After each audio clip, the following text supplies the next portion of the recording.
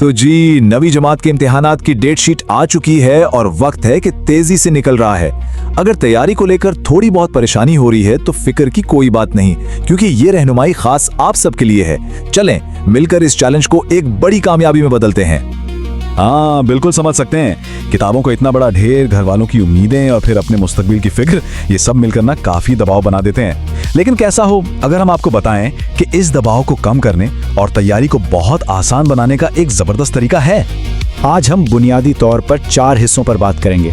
सबसे पहले आपके इम्तिहानी टाइमलाइन को समझेंगे, फिर एक स्मार्ट स्टडी प्लान बनाएंगे, उसके बाद ज़हनी सुकून के तरीकों पर बात करेंगे और आखिर में देखेंगे कि कामयाबी के रास्ते पर कैसे चलना है। तो पहला और सबसे अहम कदम है अपने टाइम टेबल को ठीक से समझना। लेकिन इसको एक खतरा नहीं बल्कि एक नक्शा समझे, एक रोड मैप जो हमें हमारी मंजिल तक ले जाएगा और बताएगा कि अपनी मेहनत कहाँ और कब लगानी है।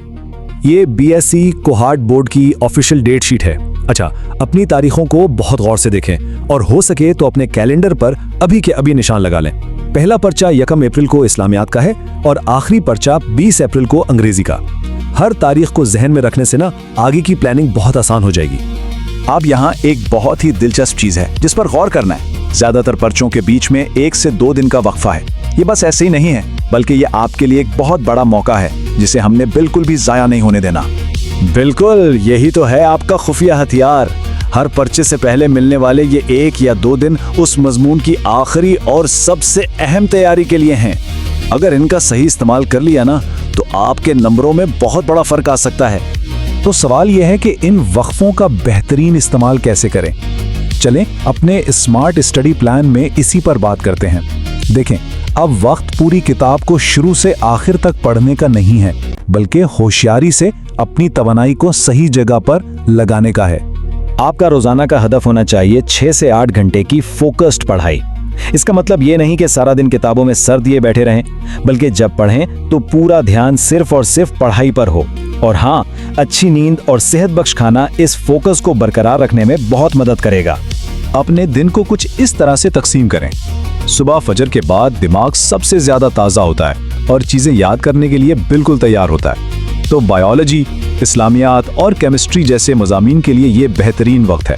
दोपहर में मुतालिया पाकिस्तान जैसे थ्योरी वाले मज़ामीन पढ़ें और शाम का वक्त खास तौर पर रियाजी और फिजिक्स जैसे मज़ामीन के लिए रखें जिनमें सवाल हल करने की प्रैक्टिस की जरूरत होती है। और अब सबसे ताकतवर टूल की बात करते हैं। पिछले 5 साल के पर्चे लाजमी हल करें, लेकिन सिर्फ हल ना करें बल्कि टाइमर लगाकर प्रैक्टिस करें।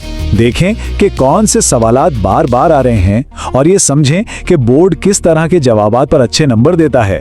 यकीन करें, ये आपकी तैयारी को 100% मौसर बना देगा।